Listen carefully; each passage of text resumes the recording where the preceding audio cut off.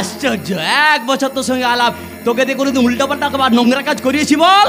খালি এদিক কামাল ওদিক, ওদিক কামাল এদিকেই করিয়েছি। আচ্ছা আমি নিজে কোনোদিন জোর করেছি বল? যেদিন তোর ইচ্ছা হবে সেদিন ধরা দিবি। এখন চল আমার সাথে। কোথায় যাব? নায়িকা চরিত্রে অভিনয় করতে।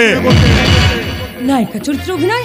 কি বলছিস বাবু? হ্যাঁ ঠিকই বলছি, প্রচুর টাকা পাবে, শুধু আমাদের কথা মতো অভিনয় করতে হবে। অভিনয় করতে হবে? আরে এ কি বলছিস? হ্যাঁ আমি বলছি, শোন, আমার ভাগ্নে হচ্ছে হিরো আর তুই হবি হিরোইন। Golden chance. আরে বাবা কি করতে হবে সেটা তো পরিষ্কার করে বল। আমি পরিষ্কার করে বলছি। তুই আবার কে বটে? এই যে মামা, আমি ওনার ভাগ্নে। ভাগ্নে? তা মামা কি সব কিছুর ভাগ দেয়? মানে মামার টাকে না, অনেক বুদ্ধি আছে বটে, সেই বুদ্ধির ভাগ কি দিয়েছে?